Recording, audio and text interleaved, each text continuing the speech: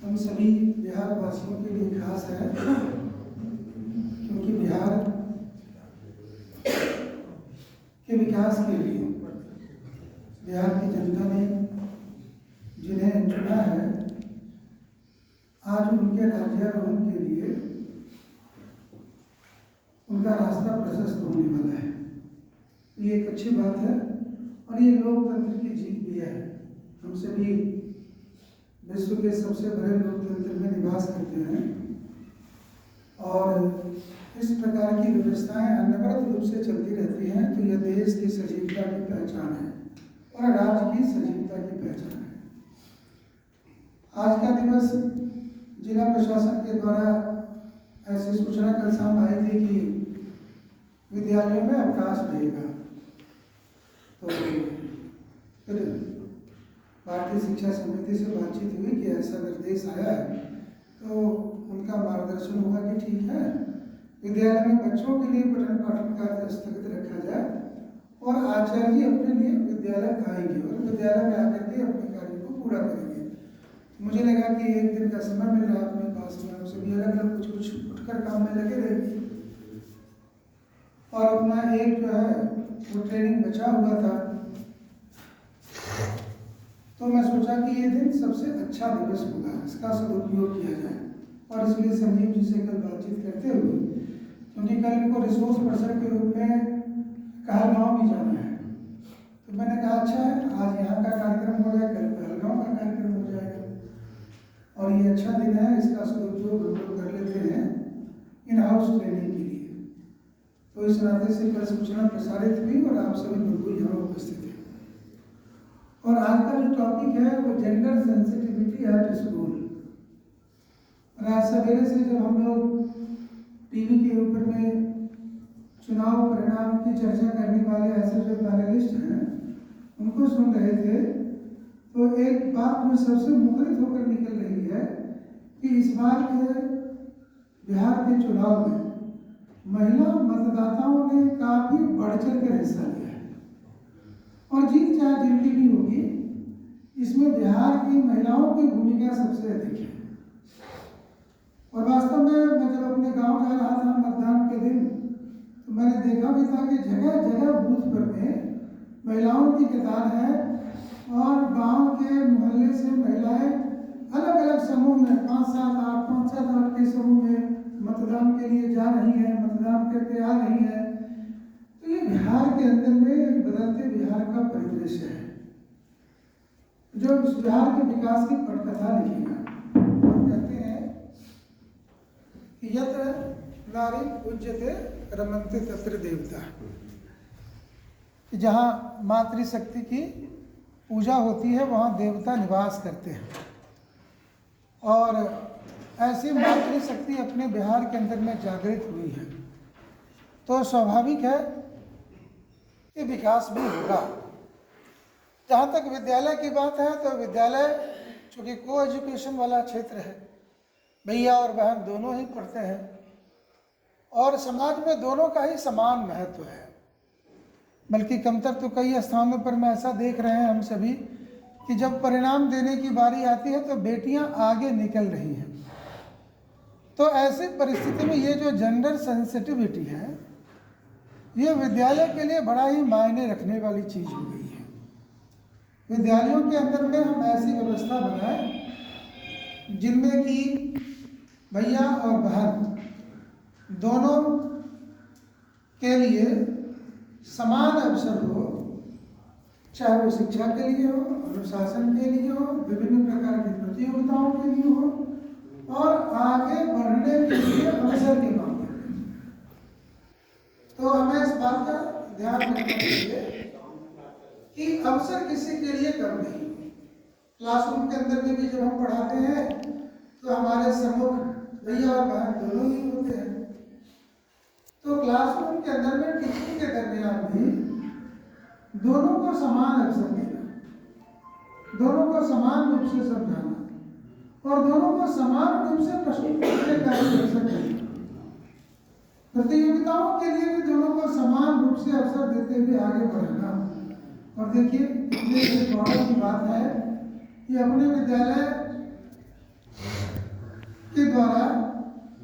जो 2 प्रतिभागी इस बार, एक तो अखिल भारतीय ज्ञान विज्ञान मेला में और एक अखिल भारतीय वाद्य गणित की प्रतियोगिता में शामिल होने वाले जो प्रतिभागी बने, वो विभाग, प्रांत, क्षेत्र की प्रतियोगिताओं को जीतते हुए राष्ट्रीय स्तर तक की प्रतियोगिता के लिए दोनों बहन ही पहुंची।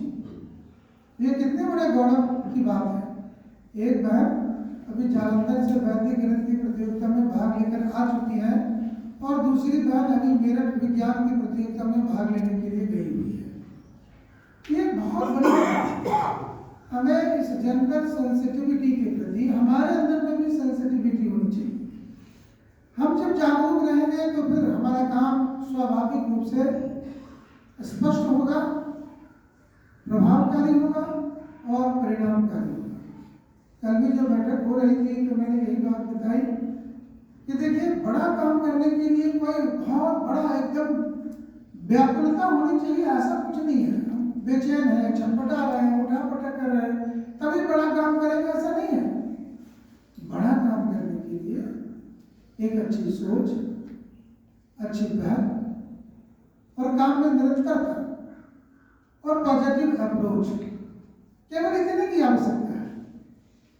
कोई आपको 4 घंटा अलग से विद्यालय में देना है, इसकी जरूरत नहीं है कि सुबह 4 घंटा पहले आ जाइए, छुट्टी के बाद 4 घंटा तभी जाकर के काम होगा। नहीं, आप जितनी देर तक विद्यालय में हैं, बस उतनी देर का समय योजना पूर्वक विद्यालय में अपने काम में लगा दीजिए। बस इतनी से काम बहुत ही प्रभावकारी और परिणामकारी होने वाला है। हाँ, लेकिन आपकी प्लानिंग होनी चाहिए।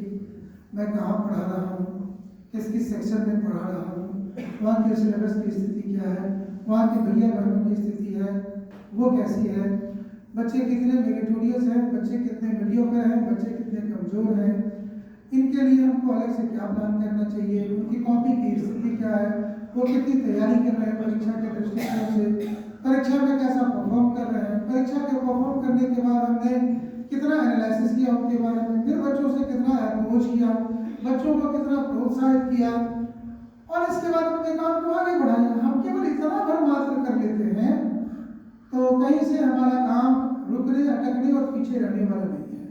अभिभावक संपर्क की बात होती है, सप्ताह में 1-2 पेरेंट्स के यहाँ करेंगे।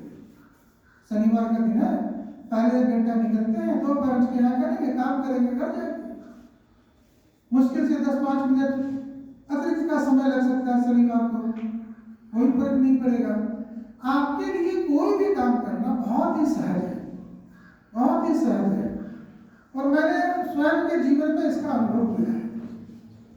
काम सहजता से जितने अच्छे प्रकार से और परिणामकारी होता है वो और सहज वाली स्थिति में नहीं होता।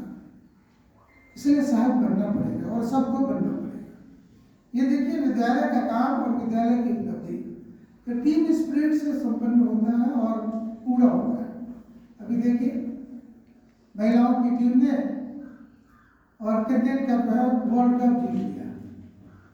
ये ऐसे थोड़ी जीता, बेटियों ने जीता और टीम स्पिरिट के साथ जीता। और इसके ऊपर में देखिए, देश के प्रधानमंत्री जी का जज्बा इस टीम के जीतने के बाद फिर उसके साथ बैठ करके बातचीत कर रहे हैं। भले ही वर्ल्ड कप के फाइनल में, पुरुषों के फाइनल में हमारी टीम हार गई थी, हारी भी टीम के साथ भी प्रधानमंत्री ने बातचीत की थी। ये जज्बा इस देश के नेतृत्व करता क्या, जीतने वाले को भी प्रोत्साहित करना, हारने वाले को भी प्रोत्साहित करना। कोई बात नहीं, हार हार है, कल जीतेंगे। तो क्या है कि काम परिणामकारी होगा ही, नहीं होने का प्रश्न ही नहीं होता है। बस जरूरत केवल इस बात का है कि हमारी दृष्टि उस ओर कहाँ तक है। कई बार होता है कि गाड़ी के पिकअप में आने से पूर्व थोड़ा सा इंजन को ज़्यादा ताकत लगाना पड़ता है गाड़ी को खींचने के लिए। तो आप देखते हैं ट्रेन धीरे धीरे धीरे धीरे आगे बढ़ती है, लेकिन ट्रेन एक बार जब पिकअप पकड़ लेती है तो फिर इसके बाद इंजन को बहुत ताकत नहीं लगाना पड़ता है। फिर इसके बाद उसी पिकअप में गाड़ी आगे बढ़ते रहती है। तो उसी प्रकार से विद्यालय में भी यह जो गाड़ी है इसको आगे बढ़ाने के लिए थोड़ा सा अभी हम लोगों को पिकअप पकड़ने में अपनी एनर्जी लगानी पड़ेगी।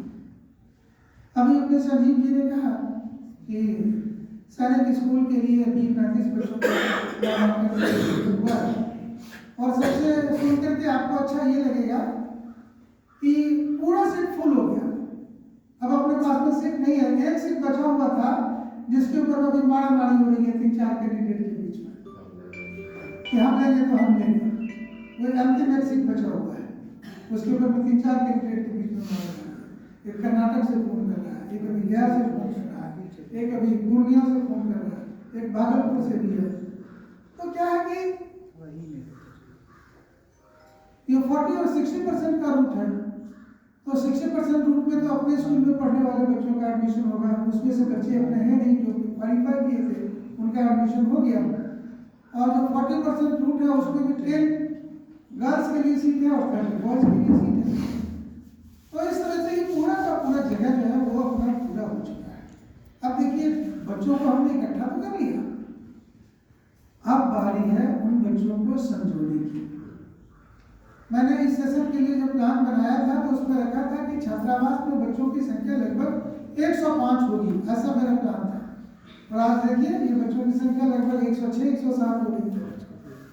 तो मैंने जो प्लान किया था उसको अचीव करने में हम सफल रहे। हालांकि शुरुआत के समय में लगा थोड़ा सा 1-2 महीना पहले तक कि पता नहीं क्या होगा छात्रावास में, हमने सैनिक स्कूल के लिए बच्चों को खाली करके रखा है, वो बच्चे आएंगे नहीं आएंगे, कितने आएंगे, लेकिन फिर भी मुझे भरोसा था, विश्वास था कि ऐसा कैसे हो सकता, बच्चे आएंगे, बिल्कुल आएंगे। और देखिए वो आज बच्चे हैं 105 की संख्या छात्रावास में पूरी होगी, लगभग 6-7 की संख्या हो जाएगी। तो हम उसको भी अचीव करने में सफल हो सके। आने वाले समय में ये संख्या बढ़कर के 120-125 होगी, फिर इसके बाद 150-155 होगा। और आने वाले 2-3 वर्षों के बाद स्थिति ऐसी होगी कि सैनिक मतलब छात्रावास के अंदर में केवल और केवल सैनिक स्कूल के बच्चों का ही स्थान होगा, बाकी बच्चों के लिए स्थान रिक्त हो जाएगा। क्योंकि एक सेशन में यदि 30 बच्चे 35 बच्चे छात्रावास में एडमिशन लेंगे क्लास 6 में, और यदि 6, 7, 8, 9, 10 5 सेक्शन हो गया तो 5 15 150 की संख्या हो गई, 160-170 की संख्या ये सैनिक स्कूल के बच्चों से फुल हो जाएगा। तो आने वाले 2-3 वर्षों के बाद बाकी बच्चों के लिए स्कूल में हॉस्टल में जगह नहीं होगा। तो बच्चा तो हम लोग इकट्ठा कर रहे हैं, लेकिन अब बारी है कि उसके नर्सिंग की हम कितने अच्छे से उसको पढ़ाते हैं, कितने अच्छे से उसकी ट्रेनिंग कराते हैं, कितने से अच्छे से उसका रिजल्ट लाते हैं, कितना अच्छे से उसका अनुशासन मेंटेन करवाते हैं, इसकी जरूरत है। और इसकी जरूरत बस केवल इतनी करना, आप 40 मिनट के लिए उसके क्लास में जा रहे हैं, आप 40 मिनट्स को आप दे के आ जाइए, बस इतना ही तो करना है। आपकी जिम्मेदारी केवल 40 मिनट्स के लिए है, वो हमारा 40 मिनट्स उसके लिए, और पूरा काम करवाएंगे और वो बच्चे करेंगे भी। तो सोचिए स्वाभाविक रूप से हमारी आपकी प्रतिष्ठा बढ़ेगी। निश्चित है थोड़ा सा लगेगा समय, और 2-3 साल समय, जैसे जैसे ये आगे बढ़ता जाएगा, फ्लोरिश करता जाएगा और हम परिणाम देते जाएंगे, वैसे वैसे इसकी खुशबू पूरे समाज में फैलेगी। तो इसलिए मेरा आप सबों से विनम्र आग्रह है कि आप विद्यालय में जब तक हैं, आने से लेकर जाने तक विद्यालय में पूरे मनोयोग से लगी बच्चों के बीच में और प्लानिंग के साथ लगी, विदाउट प्लानिंग नहीं। विद्यालय केवल आना केवल जाना नहीं, पूरी प्लानिंग के साथ लगी।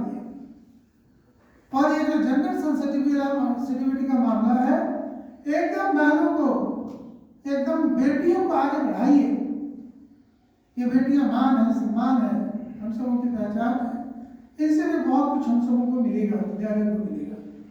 तो आज ये बहुत अच्छा टॉपिक हमारे रिसोर्स पर्सन ने लाया।